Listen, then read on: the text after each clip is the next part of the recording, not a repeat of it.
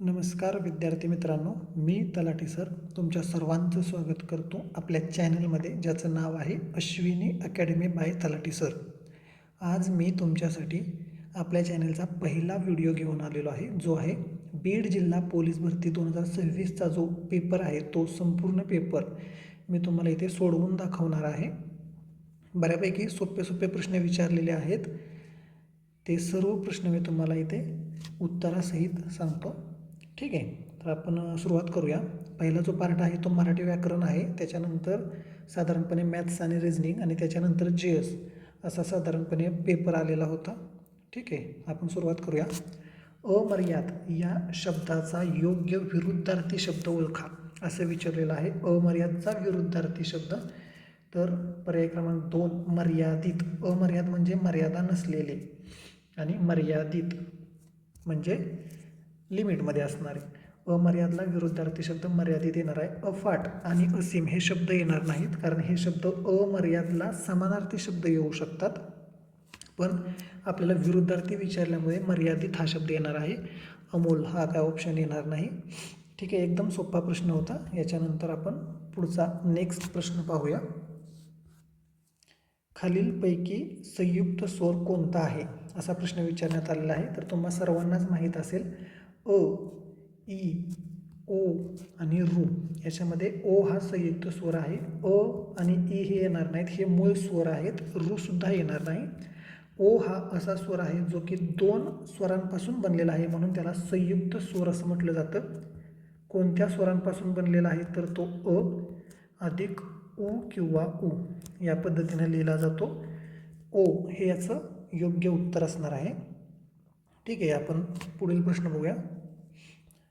विद्वान या शब्दाचे स्त्रीलिंगी रूप ओळखा असं प्रश्न विचारण्यात आलेला आहे. विद्वान या शब्दाचे स्त्रीलिंगी रूप. विद्वानी असं काही येणार नाही, किंवा विद्वत्ता असं पण काही येणार नाही. विदुषी आणि विदुषी असं थोडंसं उकारामध्ये कन्फ्युजन करण्याचा प्रयत्न करण्यात आलेला आहे, पण हा शब्द बऱ्याच वेळा विचारण्यात आलेला आहे. MPSCमध्ये असेल, किंवा पोलीस भरतीला असेल, तलाठी भरती असेल, बऱ्याच ठिकाणी हा प्रश्न विचारण्यात आलेला आहे. त्यामुळे तुमचं तोंडपाठ असणंच अपेक्षित आहे की C पर्याय बरोबर आहे. विदुषीमध्ये दला पहिला उकार हवा आहे. ठीक आहे, याच्यानंतर आपण नेक्स्ट बघूया. याच्यामध्ये काही जास्त एक्सप्लेन करण्यासारखं नव्हतं. संधीचा प्रश्न विचारण्यात आलेला आहे. कवी अधिक ईश्वर. बघा, आता कवी ईश्वर असं काही नसते. त्यानंतर कावी, कवीचं कावी असं होणार नाही, त्यामुळे हे सुद्धा चूक आहे. कवेश्वर आणि कवीश्वर, तर हा ई जो आहे तो इथे मर्ज होईल, आणि कवीश्वर हे आन्सर आहे ते तुमचं योग्य आन्सर असेल. कवेश्वर असं काही येणार नाही. संधीचे साधारण 1, 2 ते 3 प्रश्न विचारण्यात आलेले आहेत. नंतर आपण नेक्स्ट पुढे पाहूयाच. ठीक आहे, तर याचं योग्य उत्तर कवीश्वर पर्याय क्रमांक D असणार आहे. ठीक आहे, आपण नेक्स्ट प्रश्न बघूया. इथे अनेक वचन विचारलेलं आहे. घोडा या शब्दाचे अनेक वचन काय. समजा आता 1 घोडा आणि 10 घोडे हे असणार आहे, तर पर्याय क्रमांक 1 नंबरच आहे तो याचं उत्तर असणार आहे. घोड्या हे फार तर घोडा या शब्दाचं सामान्य रूप होईल, अनेक वचन होणार नाही. सामान्य रूपमध्ये हे बरोबर आलं असतं. हे पर्याय कट होतील. तर घोडे, 1 घोडा 10 घोडे या पद्धतीनं अनेक वचन आपण पाहतो. ठीक आहे, एकदम सोपं होत आहे. याच्यानंतर तो मुलगा हुशार आहे या वाक्यातील हुशार हे काय आहे असं विचारण्यात आलेलं आहे. तर हुशार हे विशेषण आहे. ठीक आहे, हुशार हे विशेषण आहे. तो हे सर्वनाम आहे. मुलगा हे नाम आहे हे क्रियापद आहे, आणि हुशार हे विशेषण आहे, जो आपल्याला पर्यायामध्ये विचारण्यात आलेला आहे. तर 6चं पर्याय क्रमांक 3 आलं पाहिजे. ठीक आहे, सोपं आहे हे सुद्धा. नेक्स्ट बघूया आपण. चा, ची, चे हे प्रत्यय कोणत्या विभक्तीचे आहेत. तर विभक्तीवरती 2 प्रश्न विचारण्यात आलेले आहेत. चा, ची, चे हे षष्टीचं आहे, आणि याच्यानंतर सप्तमी विभक्तीसुद्धा विचारण्यात आलेली आहे. त, ई, आ. ठीक आहे, हे कोणत्या विभक्तीचे आहेत, तर सप्तमी. हा प्रश्न पुढे याच पेपरमध्ये विचारण्यात आलेला आहे, आणि याचं उत्तर चा, ची, चेचं षष्टी असलं पाहिजे. ठीक आहे, पर्याय क्रमांक 3. आपण पुढचा प्रश्न बघूया. शेतकरी शेत नांगरतो या वाक्यातील प्रयोग ओळखा विचारलेला आहे. ठीक आहे, या वाक्यातील आपण अगोदर करता बघूया. नांगरतो हे आहे या वाक्यातील क्रियापद, आणि नांगरण्याची क्रिया कोण करतोय तर शेतकरी. हा आहे या वाक्यातील कर्ता. हा आहे कर्ता, हे आहे क्रियापद आणि काय नांगरतोय तर शेत, हे आहे कर्म.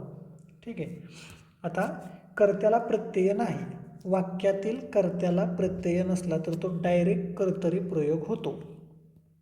ठीक आहे. त्या वाक्यात कर्म असलं किंवा नसलं तरी कर्तरी प्रयोग होतो, कारण कर्तरी प्रयोगामध्ये दोन प्रकार पडतात साधारणपणे, सकर्मक आणि अकर्मक.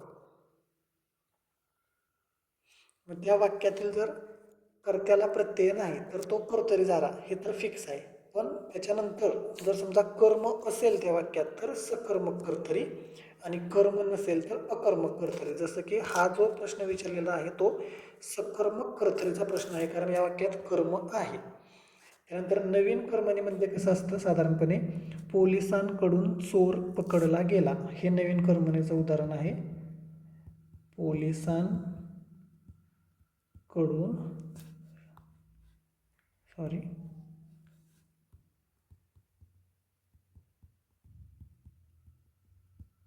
पोलिसांकडून चोर पकडला गेला, अशा प्रकारची जी वाक्य असतात ती नवीन कर्मणीमध्ये असतात. आणि असा प्रश्न आपल्याला याच प्रश्नपत्रिकेत पुढे आलेला आहे नवीन कर्मणीचा.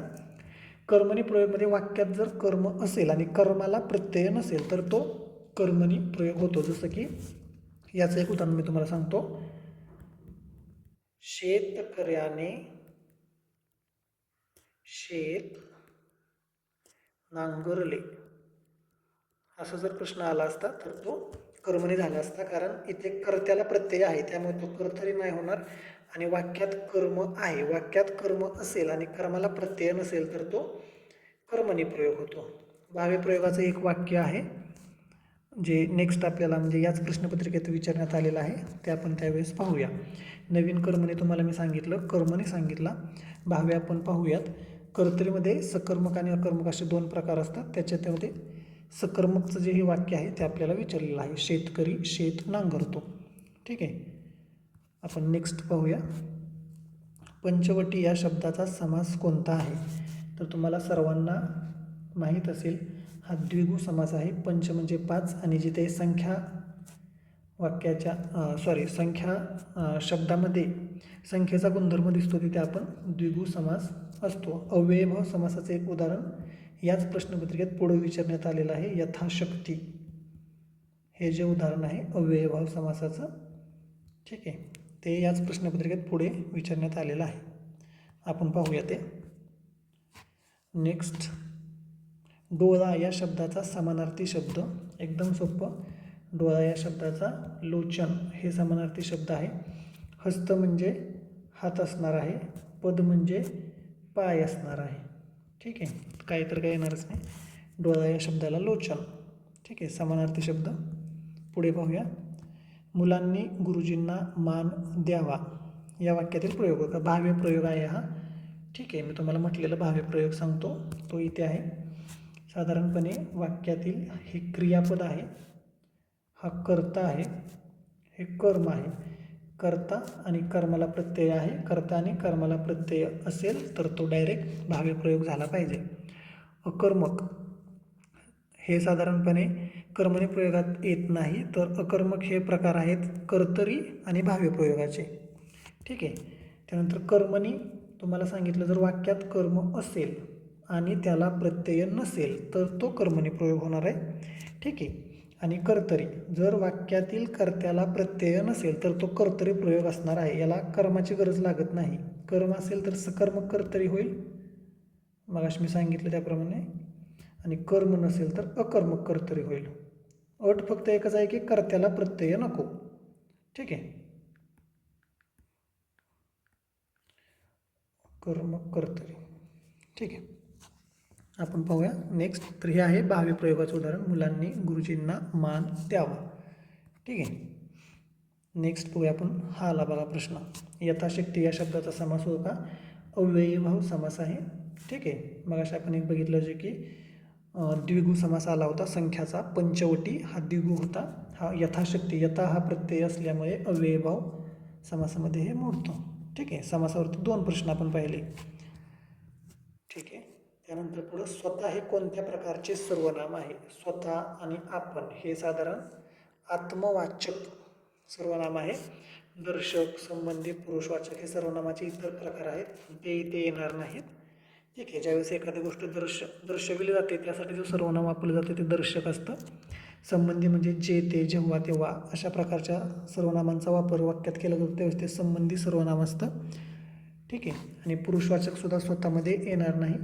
ठीक आहे. स्वतः हे आत्मवाचकमध्ये येणार आहे. एकदम सोपं आहे, याच्यात फारसं काही एक्सप्लेन करण्यासारखं नाही. ठीक आहे. आपण नेक्स्ट बघूया. अ आणि आ हे कोणत्या प्रकारचे वर्ण आहेत? ठीक आहे. अ आणि आ हे स्वरादी, विजातीय, सजातीय का संयुक्त?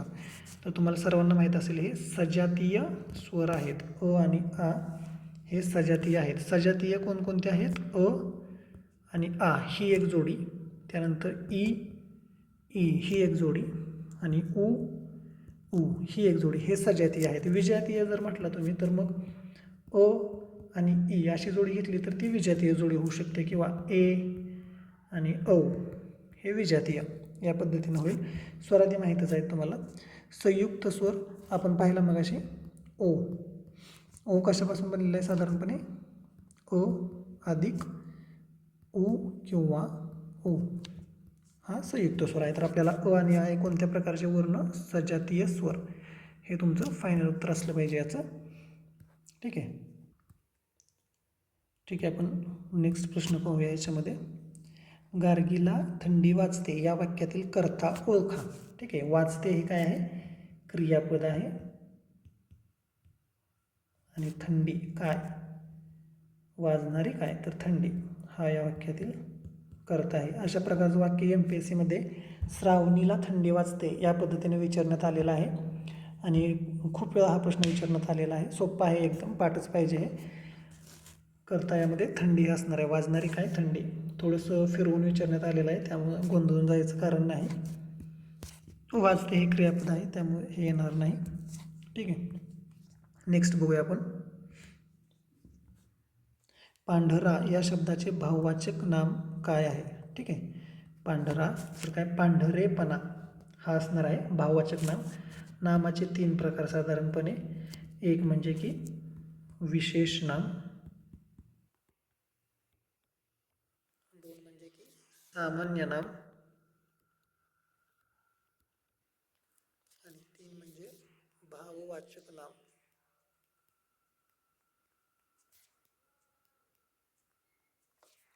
ठीक आहे. तर विशेष नाम मध्ये साधारण काय? रोहित,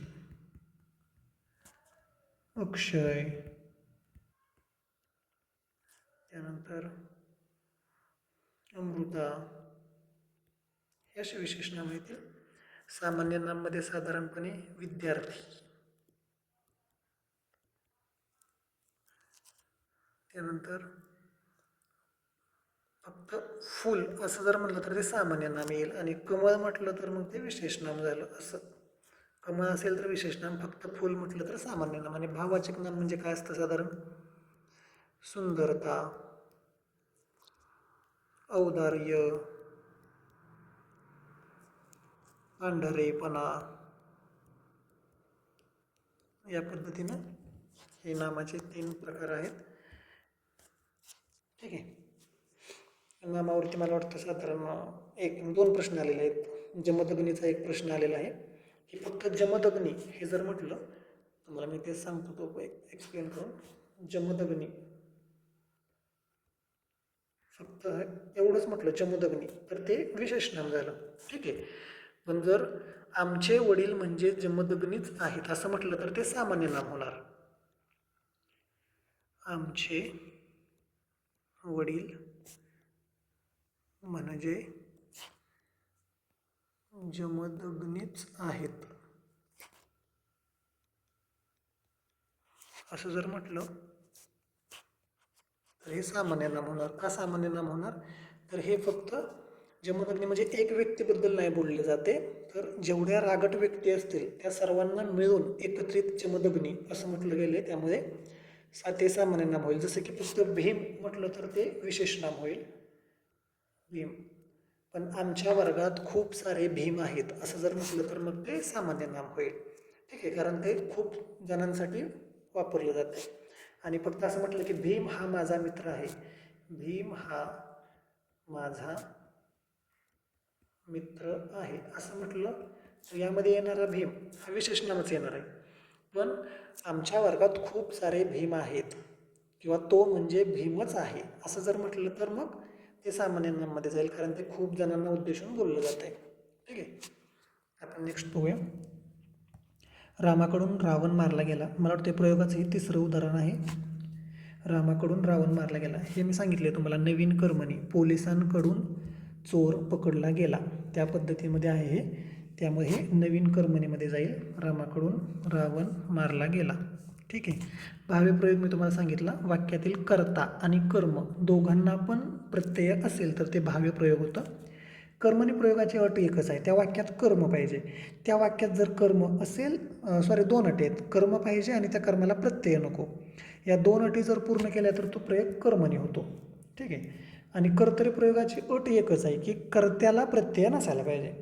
कर्त्याला प्रत्यय जर नसेल तर तो डोळे झाकून कर्तरी प्रयोग असतो, कारण कर्तरी प्रयोगात कर्म असावं असा काही नियम नाही. कर्तरी प्रयोगाचे मी तुम्हाला 2 वेळा सांगितलं आतापर्यंत, तिसऱ्या वेळेस सांगतो. कर्तरी प्रयोगाचे 2 प्रकार पडतात, एक सकर्मक आणि एक अकर्मक. सकर्मक कर्तरी आणि अकर्मक कर्तरी. याच्यात अट एकच आहे की कर्त्याला प्रत्यय नको. जसं की आपण मगाशी बघितलं, शेतकरी शेत नांगरतो.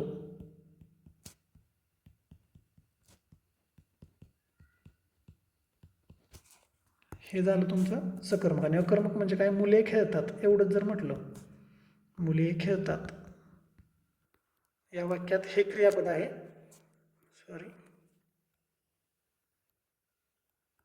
हे क्रियापद आहे आणि खेळणारी कोण आहेत, मुले, हा हे कर्ता आहेत. बरोबर, या वाक्यामध्ये कर्म नाही आहे तर मग अकर्मक कर्तरीमध्ये जाईल. ठीक आहे. बऱ्याच ठिकाणी कर्म तिथे लपलेला असतो वगैरे, ते थोडासा ॲडव्हान्स पार्ट आहे, ते नंतर बघू आपण. ठीक आहे. तर याचं उत्तर आहे नवीन कर्मणी. रामाकडून रावण मारला गेला. ठीक आहे, आपण नेक्स्ट बघूया. खाई त्याला खवखवे या म्हणीचा अर्थ काय. जो वाईट काम करतो त्याला मनात धास्ती वाटते. एकदम सोपं आहे. जास्त खाणे, सतत ओरडणे, भीती वाटणे, म्हणजे हे खूपच म्हणजे असं नॉनसेन्स विचारल्या प्रकारे ऑप्शन्स आहेत हे. असं काय असणार नाही. जो वाईट काम करतो त्याला मनात धास्ती वाटते. खाई त्याला खवखवे, जो आपली म्हण असेल किंवा जे आपला वाक्प्रचार आहे त्याचा आहे असा अर्थ नसतो, हे तर तुम्हाला माहीतच असेल. त्यामुळे हे येणार नाही आणि हे. ठीक आहे, एकदम सोपं आहे, ते एक्सप्लेन करण्यासारखं जास्त काही नाही याच्यामध्ये. ठीक आहे, आपण नेक्स्ट बघूया. हां, हे मी तुम्हाला सांगितलं, आमचे वडील म्हणजे जमदग्नी आहेत हा प्रश्न. तर जमदग्नी इथे काय येणार आहे, सामान्य नाम. फक्त जमदग्नी विचारलं, जर समजा असं म्हटलं, असं वाक्य असेल जर, आमच्या घराशेजारी जमदग्नी काका राहतात, म्हणजे काय, हे एक व्यक्ती आहे. जमदग्नी काका हे व्यक्ती आहेत जे की आमच्या घराशेजारी राहतात. ते एक व्यक्ती असल्यामुळे हे विशेष नाम होईल. पण इथे आमचे वडील म्हणजे जमदग्नी आहेत, म्हणजे वडील आणि जमदग्नी ह्या 2 व्यक्ती एक आहेत का, नाही. तर जमदग्नींचे जे गुण आहेत ते वडिलांमध्ये आहेत आणि अशा बरेच व्यक्तींमध्ये आहेत. समजा जे तापट किंवा रागट व्यक्ती असतील त्या सर्वांना मिळून आपण जमदग्नी म्हणू शकतो, त्यावेळेस हे सामान्य नाम होईल. आणि ज्यावेळेस एकच व्यक्ती असेल जमदग्नी ही, त्यावेळेस ते विशेष नाम होईल. ठीक आहे. भाववाचक नाम तर मी तुम्हाला सांगितलं मगाशी. पांढरेपणा एक बघितला आपण, सुंदरता, औदार्य. ठीक आहे, आपण नेक्स्ट बघूया. हे मी तुम्हाला एक्सप्लेन केलेलं आहे पाठीमाग. ठीक आहे. अनुज या शब्दाचा विरुद्धार्थी शब्द होता. प्रश्नपत्रिकेची सुरुवात पण विरुद्धार्थी शब्दाने झाली होती, आता पण विरुद्धार्थी शब्द आलेला आहे. ठीक आहे. अनुज आणि अग्रज, लहान मोठे या पद्धतीने हे शब्द वापरले जातात. साधारणपणे एक महाभारत लागायचं स्टार प्लसला समथिंग, आता कोणता जो चॅनल होता मला आठवत नाही आहे, स्टार प्लसच असेल. त्याच्यामध्ये हे बऱ्याच वेळा शब्द वापरले गेलेले आहेत. 2018 साली 2014-15च्या दरम्यान 13, 14, 15च्या दरम्यान महाभारत स्टार प्लसला लागायचं. त्यावेळेस अनुज आणि अग्रज हे शब्द बऱ्याच वेळा त्याच्यात हे झाले होते, वापरण्यात आले होते. जर कोणी बघितलं असेल तर त्यांना माहीत असेल. अनुज म्हणजे साधारण 5 पांडवांपैकी जे मोठे पांडव होते, समजा भीम असतील किंवा युधिष्ठिर असतील, ते त्यांच्या लहान भावांना म्हणजे अर्जुनाला असेल किंवा छोटे लहान भाऊ त्यांचे दुसरे नकुल किंवा सहदेव असतील तर त्यांना ते अनुज या नावाने बोलवायचे. ठीक आहे. तर लक्षात घ्या, अनुज आणि अग्रज लहान मोठे विरुद्धार्थी शब्द आहेत. ठीक आहे, आपण नेक्स्ट बघूया. शुद्ध शब्द ओळखा. बऱ्याच वेळा हा प्रश्न विचारण्यात आलेला आहे, MPSCमध्ये बऱ्याच वेळा आलेला आहे हा. हे तर काही येणार नाही. तर कुटुंब हेच योग्य उत्तर असलं पाहिजे. दोन्ही ठिकाणी पहिला उकार पाहिजे. ठीक आहे, एकदम सोपं आहे हे. अनुस्वार आहे तिथं ऱ्हस्व इकार आणि उकार हा ऱ्हस्व असला पाहिजे, ही त्याच्यातील कन्सेप्ट आहे साधारणपणे. ठीक आहे, हे पाठच पाहिजे, म्हणजे याच्यात काय जास्त असं लॉजिक नाही. नेक्स्ट, दिगंबर या शब्दाचा संधी विग्रह. हा संधीचा मला वाटतं दुसरा प्रश्न आलेला आहे. याच्या अगोदर पण आपण एक संधीचा कविश्वरचा जो प्रश्न होता तो बघितला आणि हा दुसरा प्रश्न आलेला आहे. तर दिगंबर, दिगंबर ग आहे असं नसतं इथं. ठीक आहे, दिगा हे तर काय म्हणजे सोडूनच द्या. दि आणि अंबर हे पण नाही, तर दिक इथं असं मोडलेलं असतं पाय. दिक अधिक अंबर याचं योग्य उत्तर असलं पाहिजे, दिक अधिक अंबर. ठीक आहे, तर आपण पाहूया नेक्स्ट. पाय या शब्दाचे सामान्य रूप काय होईल? तर पाय या शब्दाचे सामान्य रूप पाय असलं पाहिजे. बघा आता, पाय या शब्दाला जर आपण एखादा प्रत्यय लावून पाहिला तर काय होतंय? पायाला. ठीक आहे, हा शब्द तयार होतोय, पण हा पूर्ण शब्द सामान्य रूप नसतो. प्रत्यय सोडून जे तयार होतं हे सामान्य रूप असतं. ठीक आहे, हे बघा इथं पायास, त्यानंतर पायाला, हे एवढं सामान्य रूप आहे. ठीक आहे, एवढं सामान्य रूप आहे. हे पाया हे उत्तर बरोबर असलं पाहिजे. ठीक आहे, एकदम सोपं आहे, पण काही अडचण नाही. नेक्स्ट बघूया आपण. हे मी तुम्हाला सांगितलं होतं, विभक्तीचे 2 प्रश्न आलेत.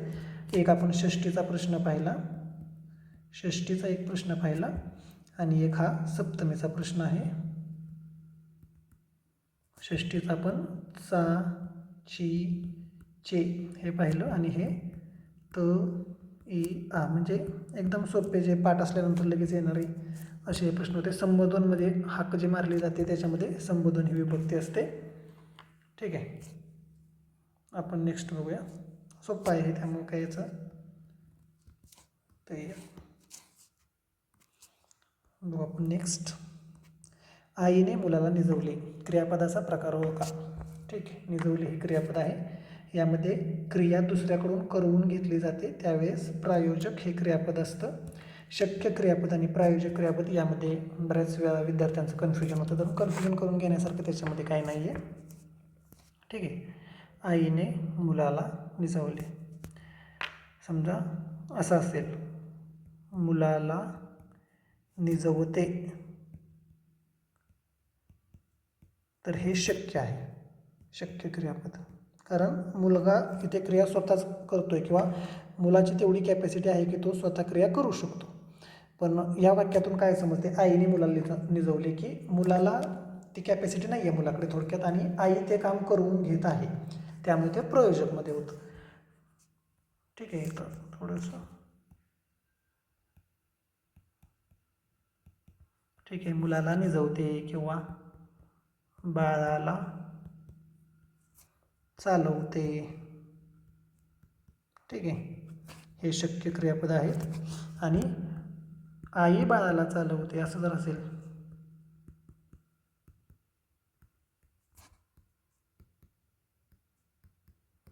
तर ते मग प्रयोजकमध्ये जायला पाहिजे. ठीक, या पद्धतीने असलं पाहिजे. सहाय्यक क्रियापद आणि संयुक्त क्रियापद म्हणजे बाळा एवढा लाडू खाऊन टाक, हे जर वाक्य असेल तर याच्यामध्ये खाऊन टाक हे दोन्ही मिळून जे आहे, खाऊन टाक हे दोन्ही मिळून जे आहे याला संयुक्त क्रियापद म्हणायचं. आणि खाऊन टाक, खाऊन जे हे जे आहे हे सहाय्यक क्रियापद आहे. ठीक आहे, दोन क्रियापदमधील दोन्हीला एकत्रित मिळून संयुक्त क्रियापद म्हणायचं, त्यातलं एक सहाय्यक क्रियापद असतं. ठीक आहे, सोपं आहे, काही जास्त अवघड नाही आहे. पुढे बघूया आपण. ठीक आहे, आता मराठी संपलेला आहे आणि आता गणित बुद्धिमत्ता मॅथ्स रिजनिंग चालू होत आहे. दोन संख्यांचा मसावी 15 आहे आणि लसावी 225 आहे. त्यापैकी एक संख्या दिलेली आहे साधारणपणे 75 आणि दुसरी संख्या कोणती असे विचारलेलं आहे. हा जर फॉर्म्युला याचा तुम्हाला जर माहीत असेल तर हे जास्त काही तुम्हाला अवघड असण्याचा विषय नाही. काय फॉर्म्युला आहे? मसावी गुणिले लसावी बरोबर पहिली संख्या गुणिले दुसरी संख्या. ठीक आहे, सोपा आहे फॉर्म्युला. मसावी आपला 15 आहे, लसावी 225 आहे. पहिली संख्या त्यांनी 75 दिलेली आहे, दुसरी संख्या आपण x मानूया. ठीक आहे, 15 गुणिले 225 आणि हे 75 इकडे खाली येईल इज इक्वल टू x. 15×5 = 75 आणि 5ने भाग दिल्यानंतर 5 चौक 20 राहिले 2, 5 5 25 45 हे उत्तर असलं पाहिजे. एकदम सोपं आहे, फक्त तुम्हाला फॉर्म्युला माहीत असणं गरजेचं आहे. ठीक आहे, आपण नेक्स्ट बघूया. 8,000 मुद्दलाचे 10% दराने 2 वर्षाचे चक्रवाढ व्याज किती होईल असा प्रश्न आहे.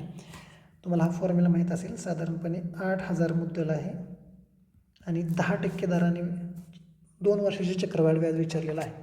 ठीक आहे, तर 8,000चे 10% म्हणजे साधारण 110 रुपये होणार आहे. ते 110 भागिले 100 हे जे आहे ते 1 वर्षाचं आहे, 1 वर्ष. आणि त्याच्यानंतर काय होणार, याच रकमेवरती परत अजून 110 वाढणार. 110 भागिले 100 म्हणजे 100ला 110 तर 8,000ला किती, या पद्धतीनं आपण जातो. हे दुसरं वर्ष झालं. पहिल्या वर्षी एवढी रक्कम होणार आहे साधारणपणे आणि दुसऱ्या वर्षीही एवढी रक्कम होणार आहे. ठीक आहे, तर आपण हे सॉल्व करूया.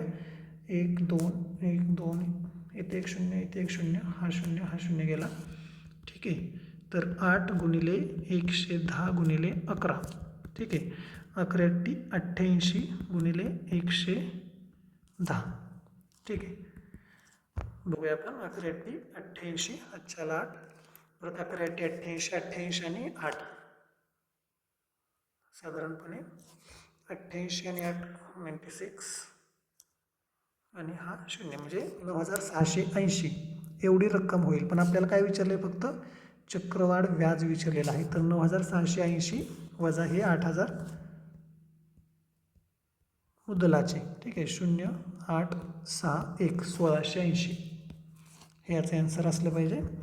एकदम सोपं आहे, काही याचं तर फार मोठा अवघड विषय नाही आहे. 1 वर्षाचं विचारलं असतं तर आपण इथंच फक्त 1 वर्षाचं विचारलं असतं तर एवढंच उत्तर दिलं असतं. पण त्यांनी 2 वर्षाचं विचारले त्यामुळे एवढं. 3 वर्षाचं विचारलं असतं तर परत अजून 110 भागिले 100 अशा पद्धतीने आपण गुणाकार केला असता. ठीक आहे, सोपं आहे एकदम. नेक्स्ट बघूया आपण. एका वस्तूची विक्री किंमत 540 आहे आणि त्यावर 10% तोटा झाला. म्हणजे 540 रुपयाला ज्यावेळेस विकली त्यावेळेस तो 10% तोटा झालेला आहे. तर त्या वस्तूची खरेदी किंमत काढायची आपल्याला. खरेदी किंमत आपण साधारणपणे x मानूया. तर x वरती किती 10% तोटा झाला आहे, म्हणजे जेवढी किंमत आहे त्याच्या 90% ज्यावेळेस ती 90% किमतीला ज्यावेळेस ती वस्तू विकली जाते त्यावेळेस 540 रुपये येतात. कारण ज्यावेळेस 540 रुपये विकले त्यावेळेस 10% तोटा झालेला आहे. म्हणजे समजा आपण खरेदी किंमत x मानली तर त्याच्या 90% एवढीच व्हॅल्यू 540 येणार आहे. ठीक आहे, मग आपण हे सोडवूया. x = 540 गुणिले हे इकडे 100 भागिले 90 खाली येतील. ठीक आहे, 0 9 54 आणि 6 गुणिले 100 परत 600. ठीक आहे, 600 आन्सर आलं पाहिजे याच्यामध्ये. साधारणपणे टक्केवारीचा मला वाटतं दुसरा का तिसरा प्रश्न आहे. ठीक आहे, पण सोपा आहे. नेक्स्ट आपण बघूया. 15 मजुरांना एक काम पूर्ण करण्यासाठी 24 दिवस लागतात, तर तेच काम 8 दिवसात करण्यासाठी किती मजूर लागतील? 15 मजूर आहेत, 24 दिवस आहेत आणि परत 8 दिवसात करायचं आहे. ठीक आहे, तर आपण एकूण काम बघूया अगोदर. समजा एकूण काम जर आपण बघितलं तर 15 मजूर आणि 24 दिवस काम करतायत, हे त्यांचं एकूण काम आहे. 15 चौक 60, 40 6, 15 दोन्ही 30, 30 आणि 6 36, 360. एकूण काम 360 आहे. तर आता हे काम करण्यासाठी 8 दिवसात करायचं आहे, तर किती मजूर लागतील? तर काम 360 आहे आणि दिवस आपल्याकडे 8 आहेत. ठीक आहे, मग हे भागाकार केल्यानंतर जे उत्तर येईल ते आपलं उत्तर असणार आहे. 8 चौक 32, राहिले 4, 8 पंचे 40, 45. ठीक आहे, हा फक्त फॉर्म्युला तुम्हाला माहीत असणं गरजेचं होतं एकूण काम काढण्याचा. ते जर माहीत असेल तर लगेच हे सॉल्व्ह होण्यासारखं आहे. ठीक आहे, एका वर्गातील 40 विद्यार्थ्यांचे सरासरी वय 15 वर्ष आहे. शिक्षकाचे वय मिळवल्यास सरासरी 1 ने वाढते, तर शिक्षकाचे वय किती? एकदम सोपा प्रश्न आहे. 40 विद्यार्थी आहेत आणि सरासरी वय 15 आहे. एकूण आपण काढून घेऊया अगोदर. एकूण जर सगळ्या वर्गातील जे 40 विद्यार्थी आहेत त्या 40 विद्यार्थ्यांच्या वयाची जर बेरीज केली तर किती वर्ष होतील? साधारणपणे 40 विद्यार्थी आहेत आणि सरासरी 15 आहे, त्यामुळे ते साधारणपणे 600 होईल. बरोबर. आता काय त्यांनी सांगितलं, शिक्षकाचे वय मिळवले म्हणजे 40चे 41 झाले, 40 विद्यार्थ्यांनी एक शिक्षक, आणि सरासरी पण 1 वाढली म्हणजे 15ची 16 झाली. आता हे किती गुणाकार होते बघूया आपण. 16 1 16, हातच्याला 1, 16 चौक 64 आणि 1 65. ठीक आहे, तर किती वाढले? 56 वाढले. ठीक आहे, मग त्या शिक्षकाचं वय किती असायला पाहिजे? 56 असायला पाहिजे. ठीक आहे, सोपं आहे. हे फक्त तुम्हाला फॉर्म्युला माहीत असणं गरजेचं आहे.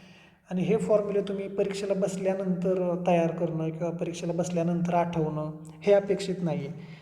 हे फॉर्म्युले तुम्हाला तोंडपाठ असणं अपेक्षित आहे. प्रश्न बघितल्यानंतर तुम्हाला लगेच ते डोक्यातच चालू झालं पाहिजे की आता कोणता गुणाकार करायचा आहे, कोणत्या दोन संख्येचा गुणाकार करून त्याला कोणत्या संख्येने भागायचं आहे, हे तुम्हाला लगेच प्रश्न बघितल्यानंतर कळलं पाहिजे. ठीक आहे, तेवढा तुमचं प्रॅक्टिस असणं गरजेचं आहे. ठीक आहे, आपण नेक्स्ट बघूया. संख्या मालिका आहे 5 8 12 17 23. ठीक आहे, आपण बघूया या दोन्हीमध्ये कितीचा फरक आहे. साधारणपणे 3चा. त्यानंतर या दोन्हीमध्ये 4चा, या दोन्हीमध्ये परत 5चा, इथं परत 17 आणि 23 म्हणजे 6चा. हां ठीक आहे, 6चा. 3 4, त्यानंतर 5 6. मग आता कितीचा? 7चा फरक असला पाहिजे. 23 आणि 7 किती येणार आहे? 30. ठीक आहे, 30 आलं पाहिजे याचं उत्तर. सोपं आहे एकदम. ठीक आहे, आपण बघूया पुढं. ठीक आहे, 32 प्रश्न. एका चौरसाचे क्षेत्रफळ 144 चौरस सेमी असल्यास त्याच्या कर्णाची लांबी किती? ठीक आहे, आपल्याला चौरसाचे क्षेत्रफळ दिलेलं आहे. चौरसाच्या क्षेत्रफळाचा काय फॉर्म्युला आहे?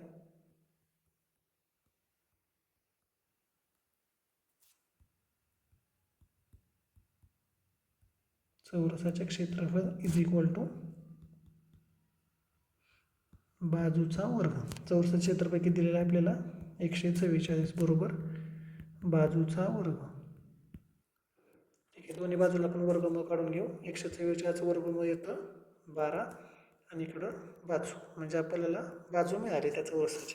ठीक आहे, आता चौरसाचा कर्ण काढायचं सूत्र. चौरसाचा कर्ण बरोबर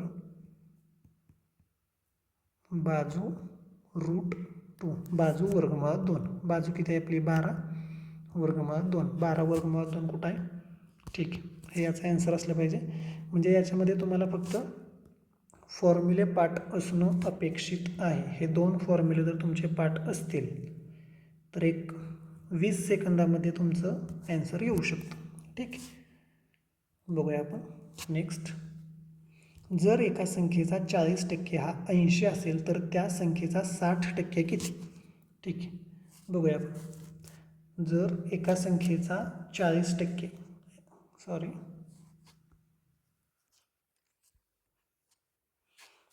समजा ती संख्या आपण x मानली, त्याचा किती? 40%. 40/100 किती आहे? 80 आहे. तर त्याच संख्येचा आपल्याला 60% काढायचं आहे. ठीक आहे, आपण अगोदर x ची व्हॅल्यू काढूया. x इज इक्वल टू 80 गुणिले हे 100 वरती जाईल 40 खालती येईल. हे 2 म्हणजे ती संख्या 200 आली. आता आपल्याला काय काढायचं आहे, या 200चा 60% विचारला आहे. ठीक आहे, 200 इथं ॲन्सरमध्ये दिलं आहे, पण ते लगेच गडबड करायची नाही, प्रश्न वाचायचा. 200चा 60%. ठीक आहे, हे झालं 120 आणि हे इथं ॲन्सर आहे. ठीक आहे, सोपं आहे, फक्त गडबड करायची नाही. बघूया आपण नेक्स्ट. एका वर्तुळाची त्रिज्या 7 सेमी असल्यास त्याचे क्षेत्रफळ किती? ठीक आहे, म्हणजे वर्तुळाच्या क्षेत्रफळाचा फॉर्म्युला पाठ असणं अपेक्षित आहे त्यांना. वर्तुळाचे क्षेत्रफळ बरोबर पाय आर चा वर्ग. पायची किंमत किती असते? 22/7 गुणिले आर म्हणजे किती आहे? त्रिज्या 7 गुणिले 7. ठीक आहे, आरचा वर्ग असल्यामुळे डबल 7 लिहिला आपण. 7 7 कॅन्सल झालं, 22 × 7. याचा आन्सर असणार आहे 7 दुने 14, 1 7 दुने 14, 14 आणि 1 15, 154. ठीक आहे, 154. इथं तुम्हाला फॉर्म्युला पाठ असणं त्यांना अपेक्षित आहे. त्यांना फक्त हे चेक करायचं आहे की तुमचा फॉर्म्युला पाठ आहे का, बाकी कॅल्क्युलेशन सोपेच आहे. ठीक आहे, पुढं सरळ रूप द्या टाईपमध्ये आहे. 3/4 + 5/6 वजा 1/2. ठीक आहे, या प्रकारच्या गणितामध्ये आपल्याला माहितीच आहे की ज्यावेळेस आपण छेद समान करून घेऊ त्यावेळेस याचं उत्तर येणार. डायरेक्ट आपण 5 + 3 8 6 4 10 असं नाही करू शकत. ठीक आहे, कारण हे अपूर्णांकात असल्यामुळे याचं छेद समान करणं गरजेचं आहे. तर छेद आपण समान करताना साधारणपणे 12 ही छेदामध्ये घेऊ शकतो, कारण 12ला 4ने भाग जातो, 6ने भाग जातो, 2ने भाग जातो. तिन्ही संख्याने 12ला भाग जात असल्यामुळे आपण 12 हा छेद समान करून घेऊया. ठीक आहे, आता इथं 12 करण्यासाठी आपल्याला इथं 3ने गुणायला लागेल, इथे 3ने गुणायला लागेल. 3 त्रिक 9 आणि 4 त्रिक 12. खाली फक्त 3ने गुणायचं असं नाही, 3ने खाली गुणले तर 3ने वरती पण गुणावं लागेल. ठीक आहे, अधिक आता इथे किती 2ने साधारणपणे 5 दुने 10 आणि 6 दुने 12 वजा इथे किती 6ने गुणावं लागेल. 6 1 6 6 2 12. ठीक आहे, आता छेद समान झाला 12 12 12. तर आपण वरची आता बेरीज वजाबाकी करू शकतो. 9 + 10 - 6 छेद 12. ठीक आहे, 10 आणि 9 19 - 6 छेद 12. हे झालं 13/12. 13/12. ठीक आहे, इथं आहे ते, हेच ॲन्सर असलं पाहिजे. ठीक आहे, सोपं आहे, फक्त छेद समान करून घ्यायची कन्सेप्ट तुम्हाला माहिती पाहिजे. जर छेद समान करून घ्यायची कन्सेप्ट तुम्हाला माहिती असेल तर एकदम सोप्या पद्धतीने तुम्ही सोडवू शकता. नेक्स्ट आपण बघूया. एका संख्येला 15ने भागल्यास बाकी 8 उरते, तर त्याच संख्येला 5ने भागल्यास बाकी किती उरेल? एकदम सोपं आहे. एक संख्या आहे, त्या संख्येला जर आपण 15ने भागलं तर बाकी 8 उरते. म्हणजे साधारण संख्या आपण 300 घेतली तर त्याला 15ने भागलं तर किती येईल? 20 येईल. आणि बाकी काय उरते का? नाही उरत. मग समजा तीच संख्या आपण 308 पकडूया. 308 पकडली, 15ने भागलं तर बाकी किती उरेल? 20चा पूर्ण भाग जाईल आणि बाकी 8 उरेल, बरोबर का? मग आता आपण 308लाच 5ने भागून बघूया किती बाकी उरते ते. ठीक आहे, 5ने भागू. हां, 5 × 30 आणि 5 × 5 राहिली किती बाकी? 3. एवढं सोपं आहे. फक्त तुम्हाला कन्सेप्ट माहीत पाहिजे की बाबा एखाद्या संख्येला 15ने भागल्यास बाकी 8 उरते, तर त्याच संख्येला 5ने भागल्यास म्हणजे 15ने भागल्यास बाकी 8 उरते. 8ला 15ने भाग जात नाही म्हणून ते बाकी तेवढी उरलेली आहे. पण हे उरलेल्या बाकीला 5ने परत भाग जाऊ शकतो ना, कारण 15ने भाग ज्या संख्येला 15ने भाग गेलेला आहे त्या संख्येला 5ने पण भाग जाणार. मग राहिलं काय? 8. या 8ला पण 5ने भाग जाणार, पण बाकी किती उरणार? मग 3 बाकी उरणार. तर हे 3 आलं पाहिजे. असं तुम्ही कोणतीही संख्या घेऊ शकता, असं काही नाही की 300च घेतलं पाहिजे. मी तुम्हाला 150 घेऊन दाखवतो, हेच उत्तर येतं आहे का? ठीक आहे, आपण बघू. एकदम सोपं आहे हे. समजा 150ला 15ने पूर्ण भाग जातो का? जातो. किती येतं? 10. पण त्यांनी काय सांगितलं? 15ने भागल्यास बाकी 8 उरते, म्हणजे ती संख्या 158 असली पाहिजे. 158ला जर समजा आपण 15ने भागलं तर काय झालं? 10चा पूर्ण भाग झाला प्लस बाकी 8 उरली, बरोबर. मग आता 158लाच आपण 5ने भागून बघूया. 5 त्रिक 15 आणि 5 1 5 राहिली किती बाकी? 3. म्हणजे कोणतीही ठराविक संख्या घ्यावी असं काही नियम नाही आहे. कोणत्याही तुम्ही संख्या जर घेतली या या या फॉर्म्युल्यानुसार की 15ने भाग जाऊन बाकी 8 उरली पाहिजे, तर तुम्हाला लगेच येतील. ठीक आहे, एकदम सोपं आहे, फक्त कन्सेप्ट तुम्हाला माहिती पाहिजे होती. ठीक आहे, सरळ रूप द्या. 25चा वर्ग वजा 15चा वर्ग. आता हे सांगणं म्हणजे खूपच 25चा वर्ग आणि म्हणजे फक्त इथं तुम्हाला वजाबाकी करायची. आपण जर स्पर्धा परीक्षा करतोय तर सर्वात महत्त्वाचं 1 ते 30 पर्यंतचे वर्ग आणि 1 ते 10 पर्यंतचे घन हे तोंडपाठ असणं गरजेचं आहे. आणि हे जर तोंडपाठ असेल तर 50% गणितं ही तोंडी सुटतात. लक्षात घ्या, 50% गणितं ही तोंडी सुटतात. हे जर तुमचं पाठ असेल पूर्णपणे एकदम व्यवस्थित, हे पाठ असेल 50% गणितं तोंडी सुटतात. जसं की हे सुद्धा तोंडी सुटण्यासारखं गणित आहे बघा. 25चा वर्ग 625 मनातल्या मनातच करा. ठीक आहे, 25चा वर्ग 625 वजा 15चा वर्ग 225. 625 मधून 225 गेलं, किती राहिलं? 400. ठीक आहे ना, एकदम सोपं आहे नाही. 25चा वर्ग 625, 15चा वर्ग 225, 5तून 5 गेले 0, 2तून 2 गेले 0, 6तून 2 गेले 4. ठीक आहे, हे पण तोंडी सुटण्यासारखं गणित आहे. ठीक आहे, ठीक आहे, आपण नेक्स्ट प्रश्न बघूया आता. 500 रुपयांच्या एका नोटीच्या बदल्यात 5 रुपयांची किती नाणी मिळतील? समजा ही नोट आहे. ठीक आहे, कितीची? 500ची. 500 रुपयाची नोट आहे. या नोटीच्या बदल्यात आपल्याला काय करायचं आहे? 5-5 रुपयाची नाणी घ्यायची आहेत. हे 5चं एक नाणं, हे 5चं एक नाणं, हे 5चं एक, हे 5चं एक, अशी किती नाणी होतील? किती होतील साधारणपणे? समजा 500ची, समजा 1 रुपयाची घ्यायची असतील, 1 रुपयाची घ्यायची असतील, अशी 1 रुपयाची, तर किती नाणी होतील? 500 भागिले 1, 500 नाणी होतील. बरोबर का? पण इथे 1 रुपयाची घ्यायची आहेत का? नाही. कितीची घ्यायची आहेत आपल्याला? 5 रुपयाची. 500 भागिले 5, 100. हे सुद्धा तोंडी सुटणार आहे. काही जास्त लॉजिक लावायचे किंवा मी तुम्हाला समजून सांगावं याच्यात काहीही नाही आहे. ठीक आहे, नेक्स्ट बघूया आपण. एका त्रिकोणाचे 2 कोन अनुक्रमे 50 व 60 अंश आहेत, तर तिसऱ्या कोणाचे माप विचारलेलं आहे. फक्त तुम्हाला फॉर्म्युला माहीत पाहिजे. समजा ट्रायंगल आहे, तर ट्रायंगलच्या तिन्ही कोणांच्या मापांची बेरीज 180 अंश असते. ठीक आहे, पहिला कोण आपल्याला दिला आहे 50, दुसरा कोण दिला आहे 60. ह्याची बेरीज केली तर 110. मग तिसऱ्या कोणाचं किती असेल माप? 180 वजा 110, 70. ठीक आहे, एकदम सोपं आहे. आणि हे परीक्षेत तुम्ही असं कच्चं करूनच पटकन सोडवणं गरजेचं आहे. परीक्षेत असं नाही लिहित बसायचं की पहिल्या कोणाचं किती 50, परत दुसऱ्या कोणाचं 60, तिसरा कोण आपण x मानू, मग झालं किती 180, मग ह्या तिन्हीचं परत 110 प्लस x बरोबर 180, मग x बरोबर किती झालं 180 वजा 110, मग x बरोबर किती झालं 70. हे एक्सप्लेन करण्यासाठी ठीक आहे, हे परीक्षेत करत बसायचं नाही. परीक्षेत तुम्हाला डायरेक्ट जमलं पाहिजे. प्रश्न दिसला की डायरेक्ट जमलं पाहिजे. काय विचारले? 2 कोण आहेत? एवढा एक आहे, एवढा एक आहे, 50 एक 60 एक, तिसरा विचारला आहे. ठीक आहे, 2ची बेरीज किती आहे बाबा? 6 आणि 5, 11, 0 0, 110. आणि 3 कोणाच्या मापांची बेरीज 180 असते. हे पण आपल्या डोक्यातच असलं पाहिजे. ठीक आहे, 180 वजा 110 बघायचं. 180 वजा 100 केलं तर किती होतं? 80. पण आपल्याला 100 करायचं आहे का? नाही, 110 करायचं आहे. मग 80 नाही तर 70 येणार. ठीक आहे, 70. ठीक आहे, असं थोडंसं लॉजिक लावून किंवा थोडंसं तोंडी सोडवण्याचा जास्तीत जास्त प्रयत्न करा. कारण आपल्याला 1.5 तासामध्ये 100 प्रश्न कवर करायचे आहेत आणि बरोबर आणायचे आहेत. ठीक आहे, फक्त सोडवायचेच नाही आहेत. आणि हे जे आता मी तुम्हाला एक्सप्लेनेशन जे लिहून दिलं होतं ते बऱ्यापैकी 10वीच्या 12वीच्या पेपरमध्ये चालतं. आपल्याला त्याची गरज नाही. ठीक आहे, आपल्याला उत्तर आलं पाहिजे आणि ते पण लवकरात लवकर. ठीक आहे, आपण नेक्स्ट बघूया.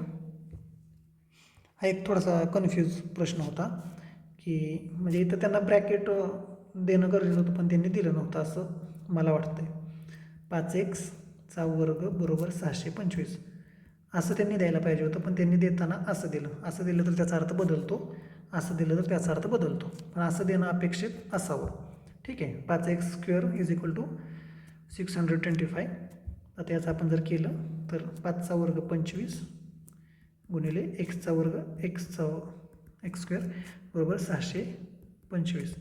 मग एक्सचा वर्ग बरोबर 625 भागिले 25. मग एक्स बरोबर 25. ठीक.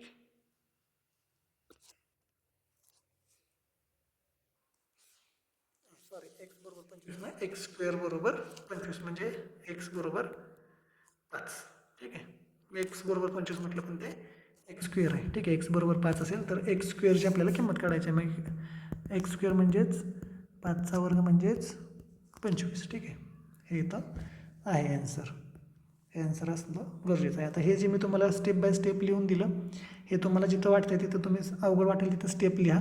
जिथं अवघड वाटणार नाही तिथे तुम्ही डायरेक्ट सोडवू शकता. म्हणजे आता थोडक्यात एक्स इज इक्वल टू 25 इथपर्यंत तुमचं समजा तुम्ही पेपरमध्ये सोडवलं, तर त्याच्यानंतर एक्स स्क्वेअर बरोबर 5 स्क्वेअर बरोबर 25 हे लिहित बसायची गरज नाही. एक्स बरोबर 5 आलं, एक्स बरोबर 5चा वर्ग 25 कुठे बघायचं आणि पुढे जायचं. हे तुम्ही करत बसणं तिथं अपेक्षित नाही. ठीक आहे. पुढं पहिल्या 10 नैसर्गिक संख्यांची सरासरी किती? पहिल्या 10 नैसर्गिक संख्यांची बेरीज तुमची पाठ असणं गरजेचं आहे. त्याच्यावरती हा प्रश्न आहे. पहिल्या 10 नैसर्गिक संख्यांची बेरीज असते 55. मग त्याची सरासरी विचारली. 10 संख्या आहेत म्हणून 55 भागिले 10 5.5. एकदम सोपं आहे. याला फॉर्म्युला पण आहे. समजा n अधिक 1/2. ठीक आहे. हां, n म्हणजे काय? कितवी संख्या येते? n किती? n 10वी संख्या आपली, बरोबर. 10 पहिल्या 10 विचारलेत ना, मग 10 अधिक 1/2 11/2 बरोबर 5.5. हे पण आहे. म्हणजे इथून पण तुमचं उत्तर येतं आणि इथून पण तुमचं उत्तर येतं. पण परीक्षेमध्ये आपल्याला हे असं सोडवणं गरजेचं आहे. सोडवणं म्हणजे या पद्धतीनं तुमचं पाठ असणं गरजेचं आहे. हा प्रश्न याच्यावरती नाही आहे. व्यवस्थित लक्षात घ्या सर्व विद्यार्थी मित्रांनी, एकदम व्यवस्थित इकडे लक्ष द्या की दोन्ही प्रकारे तुम्ही सोडवू शकता. पण हे आपल्याला 10वीचा किंवा 12वीचा पेपर सोडवायचा नाही आहे. उत्तर काढण्यासाठी आपल्याला लवकरात लवकर योग्य उत्तरापर्यंत पोहोचायचं आहे. आणि त्याच्यासाठी काय गरजेचं आहे की तुमचं पाठांतर बरंच असणं गरजेचं आहे. जरी की गणित असलं तरी त्याच्यातील फॉर्म्युले असतील, वर्ग असतील, घन असतील, या छोट्या छोट्या ज्या कन्सेप्ट आहेत. पहिल्या 10 नैसर्गिक संख्यांची बेरीज किती येते, किंवा पहिल्या 100मध्ये एकूण मूळ संख्या किती, संयुक्त संख्या किती, विषम संख्यांची बेरीज किती, समसंख्यांची बेरीज किती, ह्या थोड्याशा गोष्टी तुमच्या पाठ असणं गरजेचं आहे. त्या जर पाठ असतील तर लगेच उत्तर येतात. आता या पद्धतीने जर तुम्ही उत्तर सोडवायला गेला तर पुढची 2 गणित तुमची सोडवायला तुम्हाला थोडासा अजून डिले होईल. पण या पद्धतीने जर सोडवलं, तुम्हाला जर पहिल्या 10 नैसर्गिक संख्यांची बेरीज माहीत असेल 55 बेरीज आहे, तर सरासरी आपण कशी काढतो? एकूण बेरीज भागिले एकूण संख्या, झालं 5.5.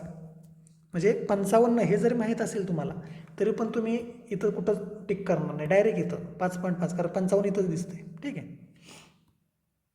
नेक्स्ट आपण बघूया. हा वर्गावरती प्रश्न आला. मी तुम्हाला सांगितलं होतं मग 1 ते 30 पर्यंतचे वर्ग आणि 1 ते 10 पर्यंतचे घन पाठ असणंच गरजेचं आहे. एका रांगेत जितकी मुले आहेत तितक्याच रांगा आहेत. जर एकूण 441 मुले असतील तर एका रांगेत किती मुले आहेत? हा पूर्णपणे वर्गावरती प्रश्न आहे. ठीक आहे.